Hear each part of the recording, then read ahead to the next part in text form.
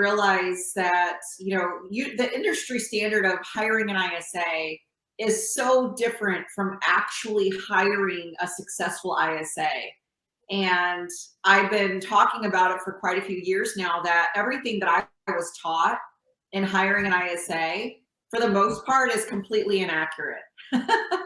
I mean, the CRMs and the data and your basic scripting, yeah, you can get a good starting point by following, Mike Ferry, and by doing some coaching with your brokerage and whatnot. But when it comes down,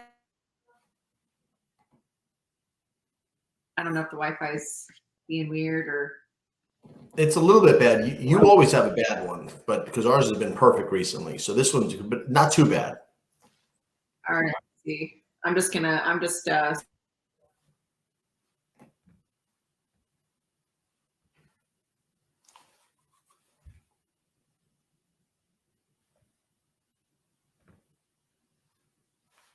on stays. And I probably shouldn't have done that. I probably should have kept it. There we go. Is that stabilizing now? Yeah, that's better. Okay, perfect. Can you hear me? Perfect. Okay, tell me. Yep. You're saying that cool. you were taught incorrectly. You were saying you were taught incorrectly, or what's out there was incorrect information regarding hiring ISAs. Yeah, and in fact, all of it is, and really they just don't know what they don't know. And that's not at the fault of the brokerage or the coaching platforms. They need to put something out there, and they're gonna tell us what they know at hand. But I mean, the ISA model has always been the sticking point. And for me, I've been developing ISA call centers for 7 years. I've hired thousands of ISAs. I've worked with thousands of real estate agents. I have thousands of hours on the dialer within different CRMs, and there probably isn't a CRM that I don't know about, or that I haven't tried to connect a dialer to, or a lead source that I haven't dialed on. And there probably isn't a situation when we're talking about the ISA sitting down to work that I haven't had to troubleshoot hands-on. So with being the expert in this space, I know the disconnect between what they're teaching us and what really works. And that's what I've been trying to arrange my implementing the ISA model on is, I know you've been told this, but this is actually what's going to work. And the really cool part, Scott, is that the agents that are joining in, they've already experienced pain points with hiring an ISA, and they're so tired of beating their head up against the wall, and they're so tired of the bottlenecks that crash their system, that they're going, oh, whoa, that makes sense. I understand why that didn't work now. And then they're tweaking something, and it's not like they have to throw the whole thing away and start over again. They can tweak one or two things, and that's really what it is. I mean, if you look at the foundations of your business, it's usually just a couple little things that crash your system, And so that's been the really cool part. And, I'm just really excited to expand on it. Once you common mistakes and get them running at, a 90-day spread. And now we have real bottlenecks that are keeping them from massive production and massive results. That's the fun stuff. That's the really fun stuff, because as soon as you tweak that, everybody's making money. Yeah, that's the point. And then, there's realtors. It's unfortunate because this almost can prevent a career, because they may know their stuff. They may love to work with people, but the problem is they don't have a way of gaining that type of trusted clientele. But that's under the old system. I mean, they're really just in attack mode. They don't, like agents at PlugIntro, really cultivate a relationship based on earned mutual reciprocation. But I mean, that's only for a select few anyway. But so really they need to outsource their prospecting. They absolutely do. And the only thing keeping a small team from becoming a large team or anything. The only thing that's keeping a solo agent from doing 5 transactions a month to 15 to 20 transactions a month is an ISA and a transaction coordinator, but it's an ISA. The ISA, you can leverage so much time when done properly that you need one ISA for 10 agents. They are speed to lead, they qualify the leads, they only set appointments with the ones that are ready to go, they get them connected to your lender, they follow up with them, they do all of the pre-screening for you, and then you are only meeting with your top 25. All the rest of them, you could do courtesy all day. You know, you can time block a Saturday morning or Sunday afternoon or Wednesday, you know, that you want to call through all your nurtures and just introduce yourself. Call through all the ones that are 3 to 6 months from wanting to make a decision. You know, introduce yourself. Hey, my name's Scott. I work in this area of New York. I'm a specialist in your area. You spoke with my assistant, Alex. Looks like you're wanting to sell your home in the next 6 months. You know, I just wanted to call, personally introduce myself and, you know, see what would stop you from selling your home now. And you just, you know, you time block for it, but the grunt work, the 7 days a week, the 12 hours a day, you have ISAs, speed to lead, cultivating your leads and building that money-making pipeline for you. And when done correctly, it's bulletproof. There's nothing stopping you from massive success because the foundational systems don't change. Once you plug in your ISA department and it is running smooth, the only other bottlenecks you have is when you add on agents or when you add on excessive lead flow. And then you got to troubleshoot, you know, adding more agents, adding on lead flow, getting more ISAs, getting them trained, you know, but the foundational systems don't change. And that's the beauty of it. No, that's a nice problem to have when you're at a point where you need to implement more and serve your clients better. Listen, that's exciting. I mean, so tell me, how does somebody sign up and what should they expect? What's the next movement? What's the next interval? Yeah, so next week we're kicking it off with our ISA training, and between us, I mean, well, and anybody watching, I used to sell my ISA training packages for $5,500 a month, and I would take on 5 at a time. It could be 1 at a time, but typically, you know, it would fill up. I do it every 90 days, and the cost would decrease throughout the 90 days, but the starting point was $5,500 for the first month. They'd enroll their ISA. And I would hands-on train these ISAs with my lead ISA. And now anybody nationally in Canada can enroll their ISA for $799 and $799. And they're getting 3 days a week of live dials in their CRM, specific hands-on training and one-on-one time with Q&A. So, you know, we've been doing this with some of our other teams, just beta testing it to see if 3 days a week is enough. And it really feels like it's just enough to give them things to practice until the next time you meet. And that way it's I do, we do, you do, and then we meet again. I do, you do, we do, and then we meet again. And Well, that's the training. I mean, I don't understand that part. So you train the ISAs to work for a realtor, or the realtor works with the ISA directly? No, we get the ISA trained. That way the realtor can focus on appointments. And the other really cool thing, Scott, is that the ISA brings their teams and agents CRM and data. They don't take anything out. We train them how to work in their CRM with their data sources and the scripting. So if they have Commissions Inc., we know Commissions Inc. If they have Follow Up Boss, we know Follow Up Boss. If they have KV Core, we certainly know KV Core. Sierra Interactive, Chime, you know, Boomtown, the main CRMs we're already very proficient in. And it's been working out really great nationally already. So our first launch is next week, where anybody can enroll their ISA, and it's all done virtually. It's interesting. Well, I mean, who's great for us to introduce you to? Real estate companies, broker owners?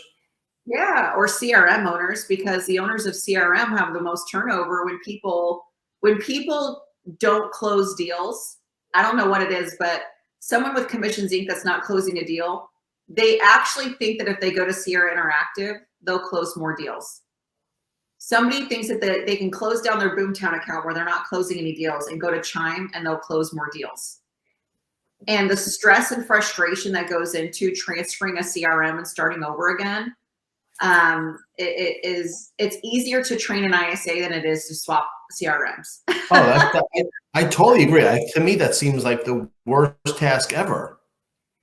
It's awful. I mean, we have a system for it. We like to take it over so it's done properly, but for an agent to do it and maintain their current closings, it's awful. So I like to work with the CRM companies, the lead source companies, because that's the other thing too. And I was just talking to one of the reps from ZBuyer, and I'm really excited to talk to her a little bit more, because I hear all the time from realtors nationally where they'll cancel ZBuyer because they're not getting any closings, but they didn't call the leads. They weren't speed to lead. They weren't using the right script. And the leads are good. The leads aren't bad. Like, there are data sources where it's a lot more time on task.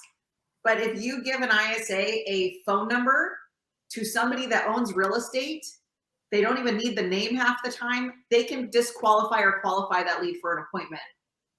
So, you know, if you have good lead sources like ZBuyer and Pay-Per-Click by Brian Short and, you know, some of the other really good ones out there, you shouldn't be having any problems with an 80-90% contact rate. If you have RedX, you just need to set the expectation of, well, only 3 to 5% of the people are going to answer.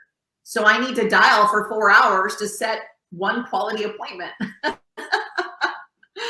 Do you also text? Do you also text people? Yeah, we do. And actually, there's certain parts of California where text is huge right now. We're getting a huge answer rate by doing a text blast, and then when they respond, we call them. I see. So it's a text blast. It's not one-to-one. You don't reach someone and text them. It's compiled information. So when they come in individually, we're speed to lead. A lot of systems, like let's say that the Chime system, right? They have really good AI to where when the lead comes in, AI will text them. And when we call them and they answer, we say, hey, you might have just got a text from our system. My name's Alex. You know, what are your plans for buying and selling real estate, you know, in the next 3 months? They just go into their script. But, you know, if people that have AI and auto texting, they can. If they don't have it turned on, we'll text them. We call first, then text, then email, then call again. And then we start that over in the afternoon and start that over in the evening. But they typically answer in the afternoon or evening. So. I see. But yeah, that's powerful. Yeah, we call. That's I've always wondered. I mean, I know these sources, which I've used too, RedX, Vulcan, but it's really too time intensive, and I don't think the average professional wants to be hung up on. That's another big part of it. For you to sit down to dial your Vulcan 7 leads in the morning and the evening and the weekend, which is what you should be doing, when are you going to go on appointments? You really get into a serious bottleneck. I mean, you could probably handle 2 to 3 appointments a week. You could probably do that every other day and then go on those appointments every other day. You know, dial till you get an appointment and then go on the appointment. But I mean, really, what does that max you out at? About 5 to 7 closings a month. You can't handle it more. If that. If that. I mean, especially if you're putting your own signs in the ground and lock boxes. And there are ways for solo agents to maximize their systems without having an ISA if they like dialing. We have solo agents out there. They love hitting the phones. They love it. They love dialing for dollars. It's what they do. They're really good at it. And they can get a TC. They can get an admin. They can do programs like we used to have Lister Assister. They do the sign, lockbox, and photos. You know, they can really leverage themselves to the gills without having an ISA. But the next step for them once they bottleneck is going to be to get a referral buyer's agent to take any clients that aren't in their immediate area because of drive time.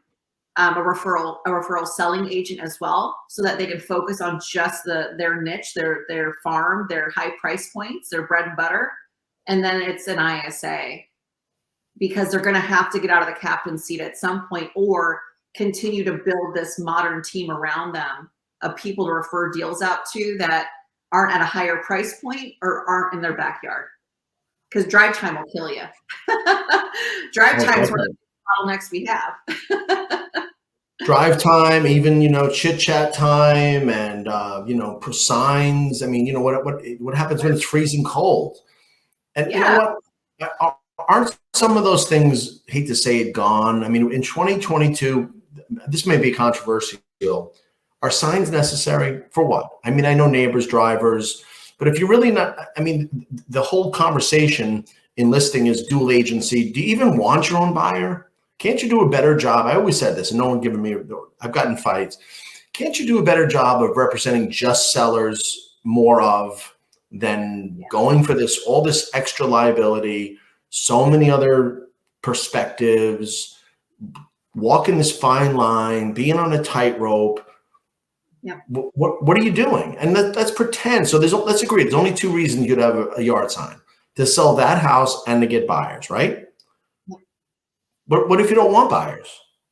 And what if you believe in this market, something called Zillow and something called MLS will get agents to you? Why do you need a sign anymore?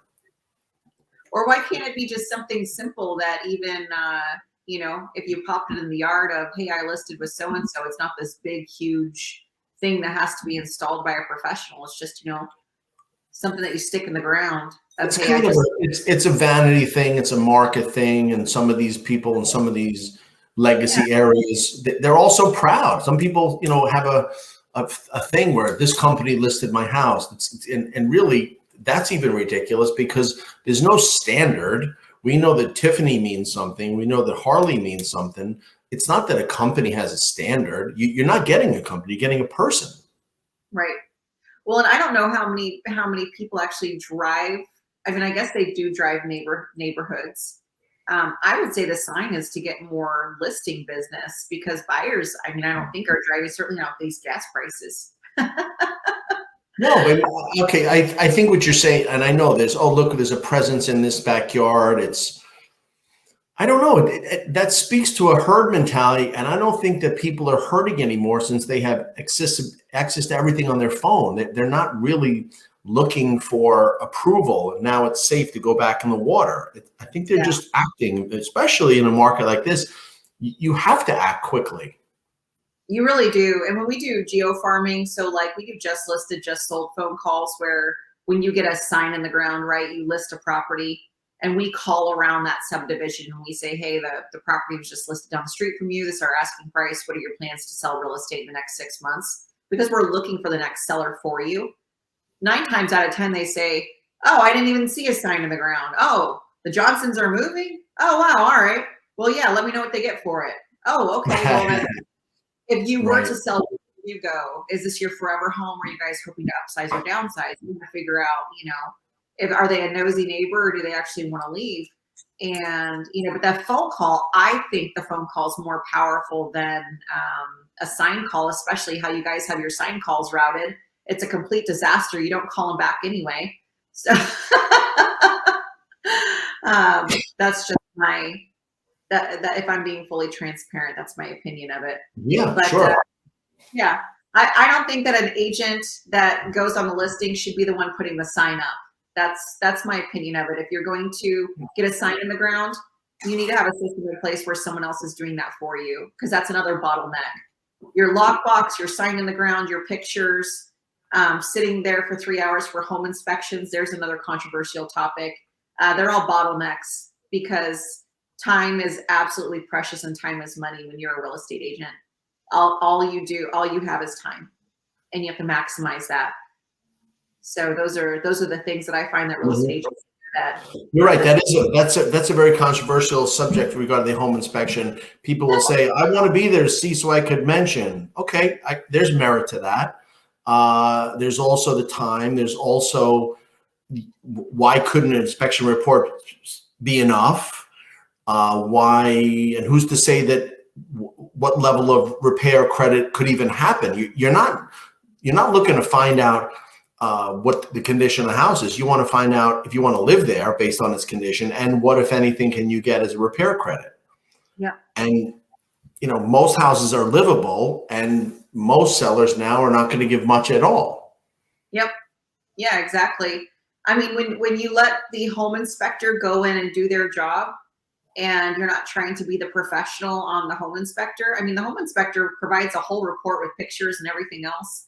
You know, I find that the owners to be or the real estate agents are almost getting into lawsuit grounds where, you know, the home inspector is there, they're qualified, they're licensed, they're giving you the report. And if you're there trying to, you know, micromanage them or give your 2 cents, real estate agents do it all the time. Oh, are you a plumber by trade? Are you an electrician by trade? Are you a roofer by trade? No? Then shut your mouth, read the report, and get out of there. Like, you do not, this is not your space.